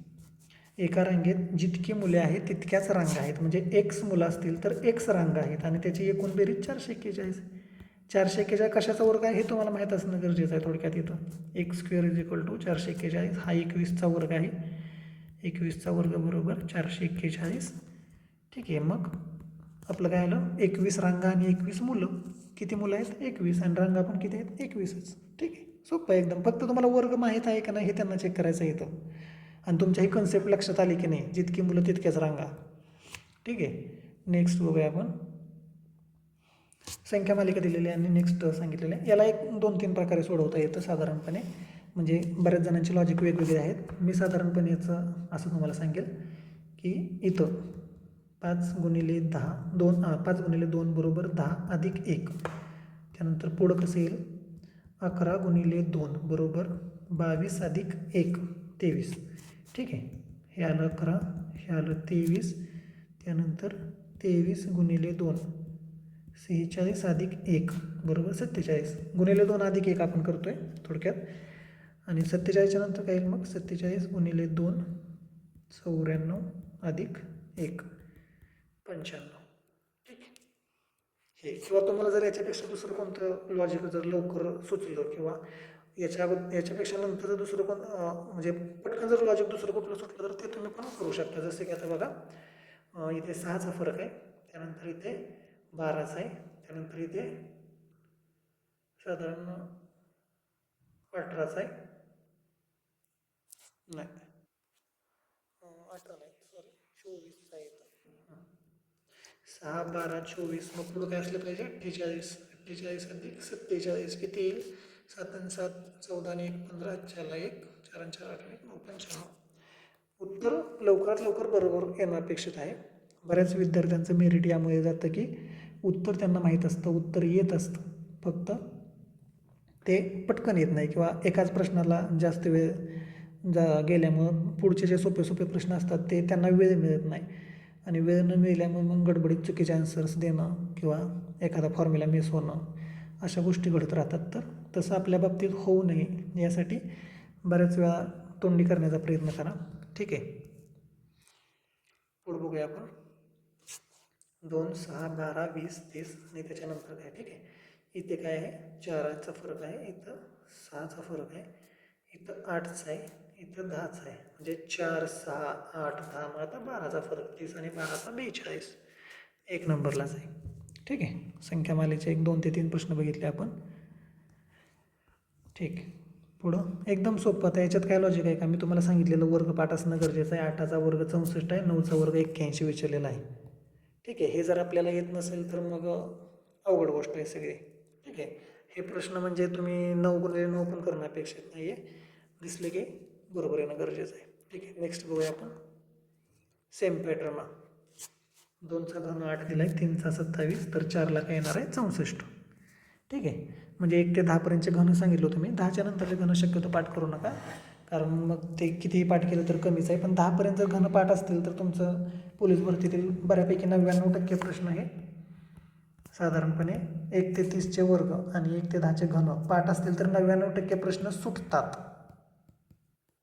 आणि 50% प्रश्न तोंडी सुटतात. लक्षात घ्या. त्यामुळं जिथे थोडं तुम्ही अभ्यास करत असाल, जिथे बसत असाल, तिथे हे 1 ते 30पर्यंतचे वर्ग, 1 ते 10पर्यंतचे घन एका कागदावर लिहून चिटकवा आणि पाठ करा. ठीक आहे, बघूया आपण नेक्स्ट. सेम प्रश्न. 3चा वर्ग 9 आहे तर 5चा किती? ठीक आहे, 4थीच्या स्कॉलरशिपचा आपण प्रश्न ह्याच्यापेक्षा तर हल्ली अवघड येते. ठीक आहे, आपण बघूया. ठीक आहे, वर्णमाला ABCD इंग्लिश वर्णमालेविषयी आहे. ABCला ZYX तर MNOला काय? ठीक आहे, तर तुम्हाला सर्वांना माहीतच असेल ABCD लिहिण्याची एक पद्धत आहे या अशा प्रकारच्या गणितांसाठी. GHIJKLM, M नंतर परत खाली NOPQRSTVWXY. एका खाली एक असं लिहून घेतल्यानंतर आपले बरेचपैकी प्रश्न सुटतात. पुढे पण 2-3 प्रश्न आहेत तुमच्या लक्षात येतील. ABCला ZYX, Aला Z घेतलंय, Bला Y, Cला X, म्हणजे हे अशा पद्धतीनं चाललंय यांचं. तर MNOला काय बघूया. MNO, Mला काय येणार आहे? Nला काय येणार आहे? M, आणि Oला काय येणार आहे? Oला समोर L, NML. ठीक आहे, या पद्धतीनं लगेच प्रश्न सुटतात. असेच पुढे पण 2-3 प्रश्न आहेत. साधारणपणे पोलीस हा पुढे प्रश्न विचारण्यात आलेला आहे आणि पोलीसला त्यांनी काय दिलं आहे? साधारणपणे Pला Q वापरलं आहे, Oला P वापरला आहे, Lला M वापरले, म्हणजे Pला Q, Oला P असं, म्हणजे एक पुढचं वापरलं आहे. आणि त्याच्यानुसार त्यांनी परत बीडला काय म्हणतात असं एक प्रश्न विचारलेला आहे. बीएडला काय? ठीक आहे, बघूया आपण. ठीक आहे, हाच प्रश्न आहे. एका सांकेतिक भाषेत पोलीसला QPM तुम्हाला सांगितलं एक पुढचं वापरलं होतं, तर बीडला काय येईल? बघूया आपण. बीड एक पुढचं वापरलं आहे. Pला पुढचा घेतला आहे, Oच्या पुढचं घेतलं आहे, Lच्या पुढचं घेतलं आहे. तसं Bला काय येणार? C, Eला काय येणार? F, Eला F, Dला काय येणार? E, ABCDE, बरोबर का? CFFE. ठीक आहे, एकाच ठिकाणी तुम्ही जर ते लिहून घेतलं तर तुमचं हे 2 प्रश्न लगेच सुटतील. ठीक आहे, पुढे बघूया आपण. विसंगत घटक ओळखा. हा एक संदिग्ध प्रश्न आहे. हा दुसरा संदिग्ध प्रश्न बघितला आपण. अगोदर एक होता आणि हा एक आहे. तर याचं उत्तर साधारण 121 असणं अपेक्षित आहे, कारण ही पूर्णवर्ग संख्या आहे, बाकीच्या पूर्णवर्ग संख्या नाहीत.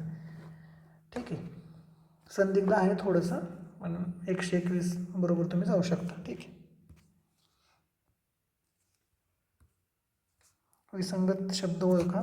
पोलीस, फौजदार, शिक्षक, हवालदार. आता हे काही एक्सप्लेन करण्यासारखं नाही, हे पोलीस प्रशासन आहे. पोलीस प्रशासनातील हे शब्द आहेत आणि हे शिक्षण प्रशासनातील आहे. ठीक, शिक्षण क्षेत्राशी संबंधित. हे पण एकदम सोपं. साधारणपणे किती दिवस कोणत्या महिन्यात आहेत त्यानुसार विचारलेलं आहे. जानेवारीमध्ये 31 आहेत, मार्चमध्ये 31, एप्रिलमध्ये 30 आणि मेमध्ये 31. तर हे तुमचं विसंगत असलं पाहिजे. ठीक आहे, सोपं आहे हे एकदम. पुढं हे पण बघा, कान, नाक, जीभ आणि हृदय हे शरीराच्या आतील अवयव आहे आणि हे बाह्य अवयव आहेत, जे आपल्याला दिसू शकतात असे हे अवयव आहेत. हे न दिसणारा अवयव आहे हृदय. ठीक आहे, नेक्स्ट बघूया आपण. सोपं आहे एकदम. विसंगत किलोमीटर, मीटर, ग्राम, सेंटीमीटर. बघा आता हे अंतराचं एकक आहे, हे अंतराचं एकक आहे, हे अंतराचं एकक आहे. ठीक आहे, समजा 1 किलोमीटर, 1 मीटर, 1 सेंटीमीटर हे अंतर मोजण्यासाठी वापरलं जातं. आणि ग्राम हे पदार्थासाठी वापरलं जातं, जसं की 350 ग्रॅम साखर. ठीक, हे बाकीचं अंतर. ठीक आहे, आपण नेक्स्ट बघूया. आज सोमवार आहे, तर 65 दिवसानंतर कोणता वार असेल? या प्रकारचे प्रश्न आपण कशा पद्धतीने सोडवतो? 65 दिवसानंतर विचारलेला आहे, तर 65/7 पूर्ण भाग जाऊन जे बाकी शिल्लक राहील तेवढे दिवस पुढे सरकायचं. 7 9 63 राहिले बाकी 2, म्हणजे सोमवारच्या पुढे 2 दिवस असणार आहेत 65 दिवसानंतर. सोमवारच्या पुढे 2 दिवस म्हणजे कोणता झाला? सोमवार, मंगळवार, बुधवार. बुधवार याचा आन्सर असणं अपेक्षित आहे. ठीक आहे, सोपं आहे. पुढे घेऊया आपण. 1 जानेवारी 2004ला गुरुवार होता, तर 1 जानेवारी 2005ला कोणता वार असेल? 2004 आहे, लीप वर्ष आहे. लीप वर्षाच्या नंतरचं जे पुढचं वर्ष असतं तिथं साधारणपणे +2 वार होतात. म्हणजे साधारणपणे आता हेच उदाहरण आपण बघूया. 1 जानेवारी 2004ला गुरुवार. ठीक आहे, तर 1 जानेवारी 2005ला इथे +2 वार होणार आहेत. गुरुवार +2 म्हणजे शुक्रवार आणि शनिवार. शनिवार हे आन्सर असलं पाहिजे. ठीक आहे, आपण नेक्स्ट बघूया. हे तुम्हाला माहीत असणं गरजेचं होतं थोडक्यात, की 1 जानेवारी 2004 हे लीप वर्ष आहे आणि लीप वर्षाच्या पुढचं वर्ष असतं ते 2 वारांनी पुढं सरकलेलं असतं. ठीक आहे, जर इंग्रजी वर्णमाला उलट क्रमाने लिहिली तर उजवीकडून 10वे अक्षर कोणते? ठीक आहे, आपण मगाशी लिहिलं होतं इथं ए पासून इथं साधारणपणे एम पर्यंत लिहिलं, त्यानंतर इथं एन पासून झेड पर्यंत असं आपण लिहिलं होतं. आणि उलट क्रमाने लिहिली तर म्हणजे इकडून आपण चालू केलं तर उजवीकडून 10वे, म्हणजे इकडून 10वे कोणतं अक्षर आहे? म्हणजे कसं उजवीकडून 10वे म्हणजे त्यांना काय अपेक्षित आहे? थोडक्यात A to Z हे असं आपण लिहिलं. ठीक आहे, तर उजवीकडून 10वं अक्षर कोणतं? इकडून 10. ठीक आहे, तर आपण क्यू हे आन्सर याचा असलं पाहिजे. जे आणि के तर येणार नाही, एवढं तर तुम्हाला समजलं पाहिजे. जे आणि के इथंच कुठेतरी येऊन जातील. ठीक आहे, सॉरी जरा मी तर सांगायला चुकलो तुम्हाला की उलट क्रमाने लिहिलेलं आहे. ठीक आहे, आपण बघूया. जर इंग्रजी मला उलट क्रमाने लिहिते म्हणजे Z to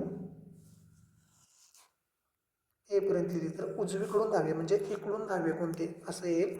समजा ABCDEFGHIJK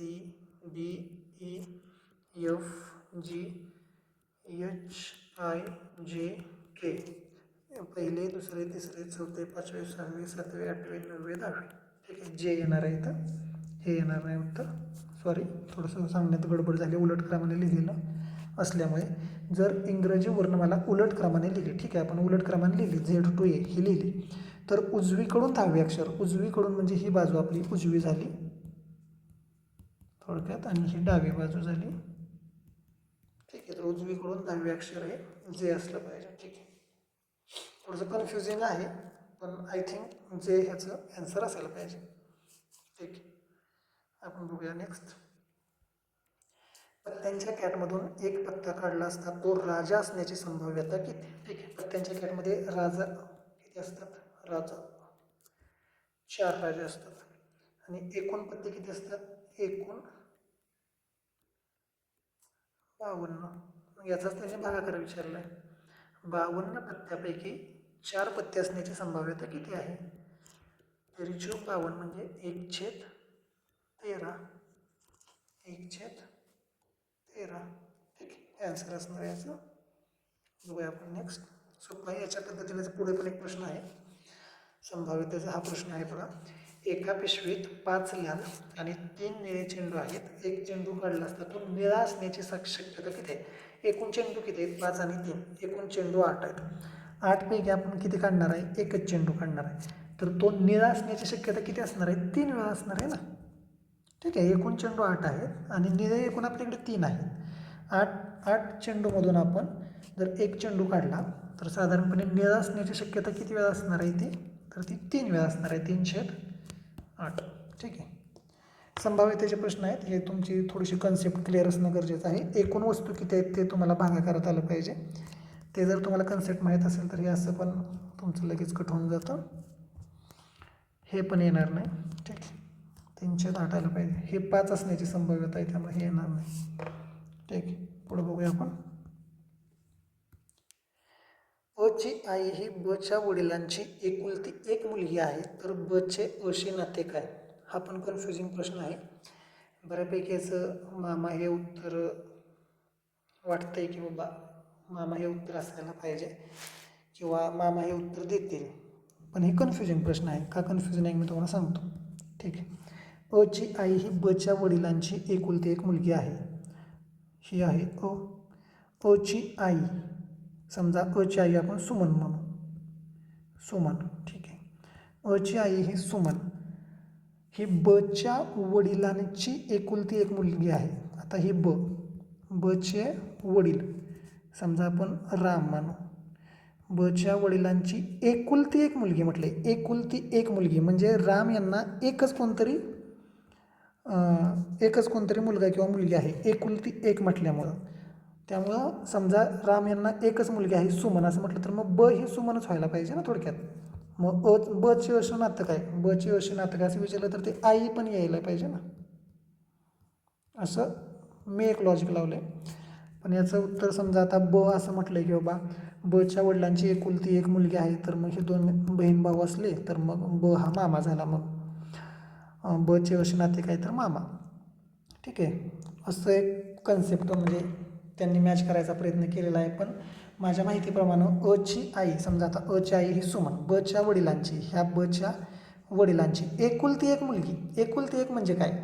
एकुलती एक म्हणजे त्यांना एकच आहे, कोणतरी मुलगा आहे किंवा मुलगी आहे. ठीक आहे. मग एकुलती एक सुमन आहे तर ब ही सुमनच झाली ना मग. ठीक आहे ना. त्यामुळे थोडंसं कन्फ्युजिंग आहे, पण मामा उत्तर तुम्ही दिलं तर जरा बेटर होईल. ठीक आहे. किंवा लिहिलं असेल तर. ठीक आहे. आपण बघूया पुढं. सोपं आहे घेऊ. धनुष्याला बाण, तर बंदूकला काय? बंदूकला काडतूस येणार. बरोबर. धनुष्यामधून बाण चालवले जातात, बंदुकीमधून काय? काडतूस चालवले जातात. तलवार नाही, ढाल नाही असं काही येणार नाही. ठीक आहे. सोपं आहे. नेक्स्ट बघूया. जागतिक आरोग्य दिन 7 एप्रिल. जागतिक पर्यावरण दिन 5 जून.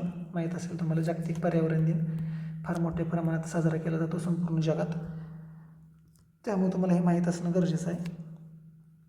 ठीक आहे. 16 सप्टेंबर. 21 जून योग दिन असतात. ठीक. 16 सप्टेंबर ओझोन. MPSCने एकदा विचारलं होतं. 16 सप्टेंबर आहे की 16 ऑक्टोबर आहे ते एकदा पाहून घ्या. ठीक आहे. तर 5 जून आपलं याचं ॲन्सर असलं पाहिजे. ठीक आहे. आपण नेक्स्ट बघूया. ठीक आहे. जर दक्षिण दिशा ईशान्य झाली तर उत्तर दिशा काय होईल? ठीक आहे. अगोदर दिशा लिहून घेणे इथं गरजेचं आहे. इकडे कोणती असते? पूर्व, इकडे पश्चिम, इकडे दक्षिण, इकडे उत्तर. ठीक आहे. मग इथं काय? आग्नेय, आग्नेय, ईशान्य, वायव्य, नैऋत्य. ठीक आहे, तर त्याने काय म्हटले, दक्षिण दिशा ईशान्य झाली. दक्षिण दिशा ही ईशान्य, ही कुठे गेली, इथं गेली. तर एक एक आता सगळंच पुढं सरकत जाणार. पूर्व कुठं जाणार, मग इथं जाणार.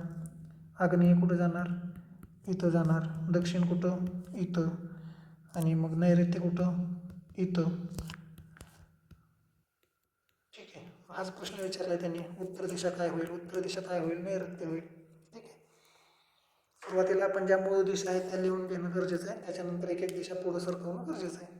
ठीक आहे, बघूया आपण नेक्स्ट. सकाळी 8 वाजता राम सूर्याकडे पाठ करून चालत होता, तर त्याच्या डाव्या हाताला कोणती दिशा असेल. सेम कन्सेप्ट आहे. इकडे पूर्व, इकडे पश्चिम, इकडे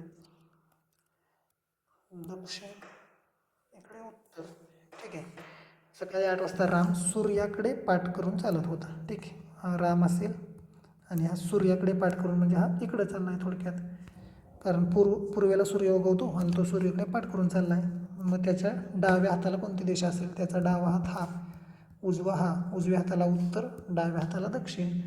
दक्षिणाचं उत्तर येणार आहे. ठीक आहे, आणि त्याची सावली कुठे पडली असेल असं जर विचारलं तर सूर्य पूर्वेला आहे, राम पश्चिमेकडे चालला आहे. सावली पण त्याची अशी पश्चिम बाजूलाच पडलेली असेल. ठीक आहे, ॲडव्हान्समध्ये थोडंसं विचारलं तर ते पण माहिती पाहिजे तुम्हाला. ठीक आहे, आपण नेक्स्ट बघूया. भारतातील कोणत्या राज्याला वाघांचे राज्य, टायगर स्टेट म्हटले जाते. ठीक आहे, तर माहिती आहे तुम्हाला भारतात सर्वात जास्त वाघांची संख्या MP, मध्य प्रदेश. ठीक आहे, त्यामुळे तुमचंही पाठच पाहिजे. आता याच्यात काही तुम्हाला लॉजिक लावण्यासारखं नाही आहे. ठीक आहे, पाठच पाहिजे. एवढं तर तुम्हाला माहीत पाहिजे की महाराष्ट्र नसायला पाहिजे, कारण महाराष्ट्र असतं तर म्हणजे बऱ्याच ठिकाणी त्याची जाहिरात झाली असती. बऱ्याच ठिकाणी तुम्हाला न्यूजमध्ये ते दिसलं असतं, किंवा न्यूजच्या खाली ज्या हेडलाईन्स येतात, बाजूला जे ते चित्र वगैरे येतात त्याच्यात तुम्हाला बऱ्याच ठिकाणी दिसलं असतं.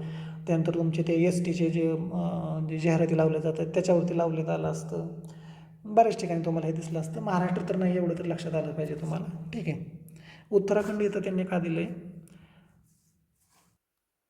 साधारणपणे जिम कार्बेट उद्यान याच्या अनुषंगाने त्यांनी उत्तराखंड दिलेलं असावं, पण आपलं उत्तर MP आहे. ठीक आहे, आपण बघूया नेक्स्ट. सत्यमेव जयते हे घोषवाक्य कोणत्या उपनिषदातून घेतले आहे. ठीक आहे, केन, ईश, मांडुक्य, मुंडक असं ऑप्शन्स आहेत. इथे थोडंसं कन्फ्युजन होतं, पण D ऑप्शन घेणं तुम्ही गरजेचं आहे. ठीक आहे, पाठ असणं गरजेचं आहे. याच्यानंतर भारतीय अवकाश संशोधन संस्था इस्रोचे मुख्यालय कुठे आहे. इस्रोचे मुख्यालय कर्नाटकातील बंगळुरू येथे आहे. श्रीहरिकोटा इथे एक नंबरलाच दिलेला आहे, कारण ते आपलं लॉन्चिंग स्टेशन असल्यामुळं बऱ्याच वेळा न्यूजमध्ये असतं की श्रीहरिकोटामधून या प्रकारचं लॉन्च करण्यात आलं, हा उपग्रह सोडण्यात आला. हे बऱ्याच वेळा न्यूजमध्ये येतं, त्यामुळे मुलांचं कन्फ्युजन व्हावं म्हणून त्यांनी एक नंबरला श्रीहरिकोटा ठेवलेला आहे. म्हणून उत्तर बंगळुरू आहे. ठीक आहे, इस्रोचे मुख्यालय. ठीक आहे, नीती आयोगाचे पदसिद्ध अध्यक्ष कोण असतात, तर भारताचे पंतप्रधान हे नीती आयोगाचे पदसिद्ध अध्यक्ष असतात. नीती आयोगाचं जर तुम्ही पूर्ण स्ट्रक्चर समजून घेतलं तर त्याच्यामध्ये तुम्हाला लक्षात येईल. उपराष्ट्रपती हे कोण असतात, तर राज्यसभेचे पदसिद्ध अध्यक्ष किंवा पदसिद्ध सभापती. राज्यसभेचे पदसिद्ध सभापती हे उपराष्ट्रपती असतात, आणि हा प्रश्न तुम्हाला पुढे विचारलेला आहे. ठीक आहे, राष्ट्रपती तुम्हाला माहीत असेल, राष्ट्रपती 35 वर्ष वय आणि लोकसभेवरती निवडून येण्याची त्यांची क्षमता असावी. ठीक आहे, म्हणजे त्यांचा तो क्रायटेरिया असावा. गृहमंत्री साधारणपणे आपण पाहतो की ज्या विभागीय परिषदा असतात किंवा क्षेत्रीय गोष्टी असतात तिथं गृहमंत्र्यांचा रोल थोडासा जास्त असतो. ठीक आहे, बघूया आपण नेक्स्ट. हा प्रश्न, राज्यसभेचे पदसिद्ध सभापती कोण असतात, तर राज्यसभेचे पदसिद्ध सभापती हे उपराष्ट्रपती असतात. ठीक आहे, पंतप्रधान आपण बघितले की नीती आयोगाचे आहेत. ठीक आहे, आपण नेक्स्ट बघूया. चलो दिल्ली ही घोषणा कोणी दिली, तर चलो दिल्ली ही घोषणा सुभाषचंद्र बोस, याचा आन्सर असणार आहे. ठीक आहे, लोकमान्य टिळक हे साधारणपणे हिंदी असंतोषाचे जनक असं म्हटलं जातं. ठीक आहे. महात्मा गांधी यांनी करेंगे या मरेंगे ही घोषणा दिल्याचं बोललं जातं. ठीक आहे. आपण नेक्स्ट बघूया.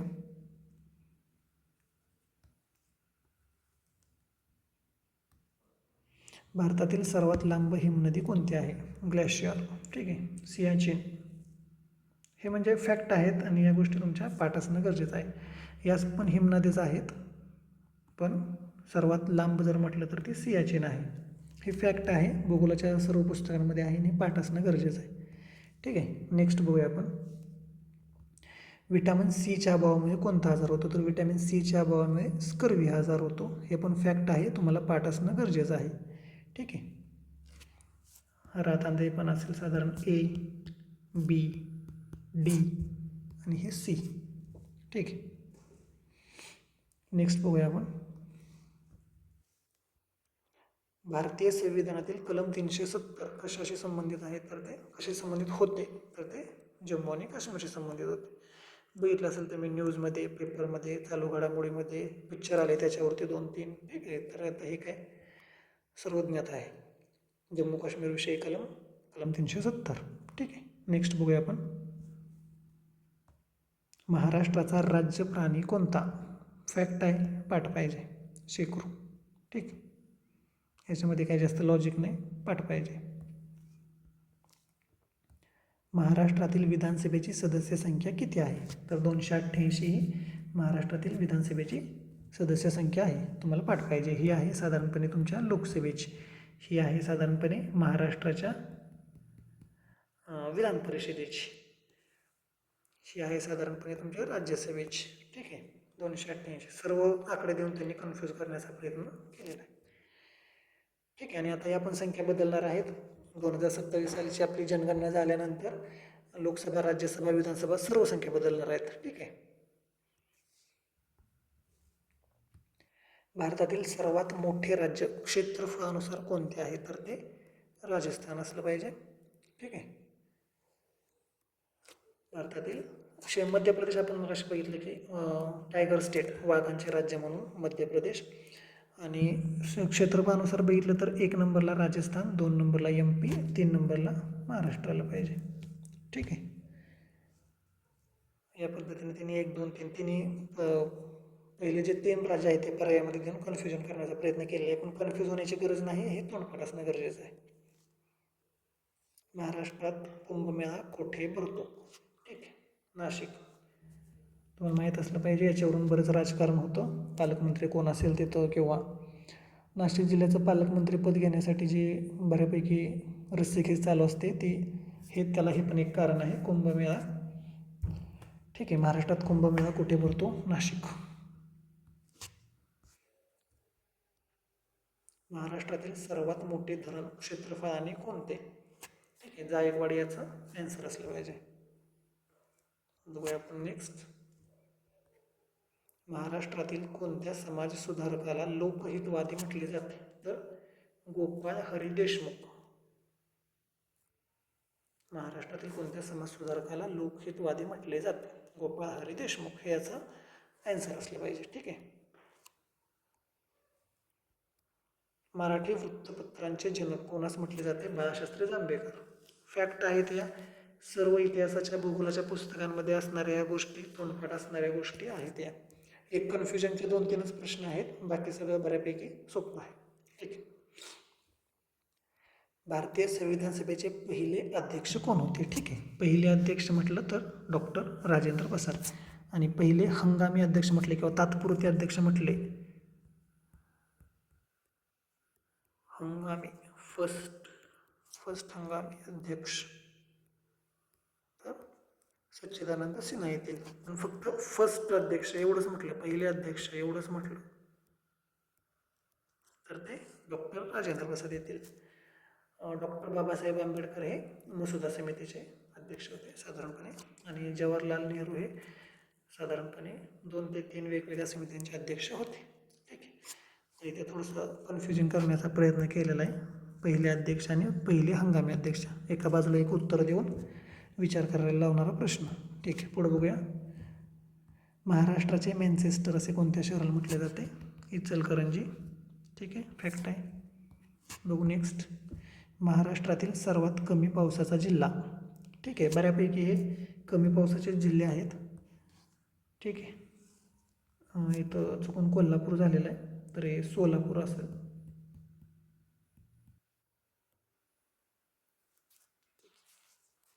पाहून घ्या, कमी ते सोलापूर असायला पाहिजे. ठीक आहे, बघूया आपण नेक्स्ट.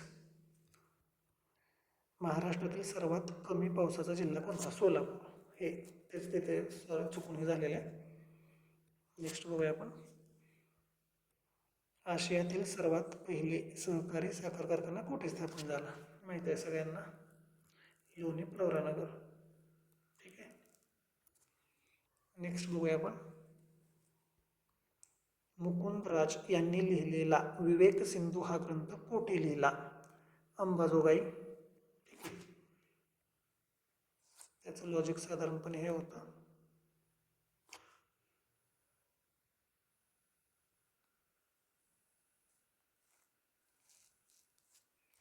ठीक आहे, बघूया आपण पुढे. महाराष्ट्रात पोलीस स्मृती दिन कधी पाळला जातो? हे सर्वांना माहीत असणारं उत्तर आहे थोडक्यात. 21 ऑक्टोबर. ठीक आहे, 26 नोव्हेंबर साधारणपणे 26/11च्या हिशोबाने त्यांनी हे ॲन्सर का ते ऑप्शन टाकला असेल. 1 मे पुढे प्रश्न विचारलेला आहे, महाराष्ट्र दिन आहे 1 मे. ठीक आहे, तर आपलं ॲन्सर असलं पाहिजे 21 ऑक्टोबर. ठीक आहे, पुढे बघूया आपण. बीड जिल्ह्यातील कंकालेश्वर मंदिर कोणत्या वास्तुशैलीचा नमुना आहे? ठीक आहे, हेमाडपंथी याचं उत्तर असलं पाहिजे. बरोबर, फॅक्ट आहे. नेक्स्ट बघूया. बीड जिल्ह्यातील परळी वैजनाथ हे 12 ज्योतिर्लिंगांपैकी कितवे स्थान मानले जाते? तर ते 5वे स्थान मानले जाते. हे पण फॅक्ट आहे. महाराष्ट्रातील 5ही ज्योतिर्लिंग तुमचे पाठ असणं गरजेचं आहे. ठीक आहे, त्यांना ते अपेक्षित आहे की ते तुमचे 5 तर पाठ असावेतच, पण कोणतं कितवं आहे, कोणत्या जिल्ह्यातील कितवं आहे हे सुद्धा तुम्हाला माहिती असणं गरजेचं आहे. ठीक आहे, महाराष्ट्र दिन कधी साजरा केला जातो मी सांगितलेलं तुम्हाला. कामगार दिन, महाराष्ट्र दिन 1 मे. ठीक आहे, तर असे आपण हे 100 प्रश्न बघितले. जी माझ्याकडे PDF उपलब्ध झाली होती त्यामध्ये असणारे जेवढे काही प्रश्न असतील ते मी इथे घेण्याचा प्रयत्न केला तुमच्यासाठी, आणि सर्व प्रश्नांचे उत्तरं स्पष्टीकरणासहित देण्याचा प्रयत्न केलेला आहे. तर आपलं हे नवीन चॅनल आहे अश्विनी अकॅडमी बाय तलाठी सर. माझी नुकतीच तलाठी पदावरती नेमणूक झालेली आहे आणि मी तुमच्या सर्वांसाठी अशा प्रकारे मोफत व्हिडिओ पोलीस भरतीसाठीचे घेऊन येणार आहे. आणि हळूहळू आपण इंग्लिश ग्रामरचं सुद्धा लवकरच लेक्चर्स चालू करणार आहे. पोलीस भरतीचे आणि इंग्लिश ग्रामरचे जे काही लेक्चर्स असतील ते सुरुवातीच्या टप्प्यामध्ये, म्हणजे जवळपास पूर्ण कोर्स असेल किंवा पूर्ण लेक्चर्स असतील ते आपले पूर्णपणे मोफत असणार आहेत, यूट्यूबवरती फ्री असणार आहेत. तर आपल्या जास्तीत जास्त विद्यार्थ्यांना शेअर करायला सांगा, सबस्क्राईब करा आपला चॅनल आणि लाईक करायला विसरू नका. सर्वांनी आपला चॅनल सबस्क्राईब करायचा आहे. जर तुम्ही सबस्क्राईब केला, लवकरात लवकर चॅनल ग्रो झाला तरच जास्तीत जास्त व्हिडिओज आपण टाकू शकू, जास्तीत जास्त विद्यार्थ्यांपर्यंत आपण पोहोचू शकू. ठीक आहे, धन्यवाद, थँक्यू.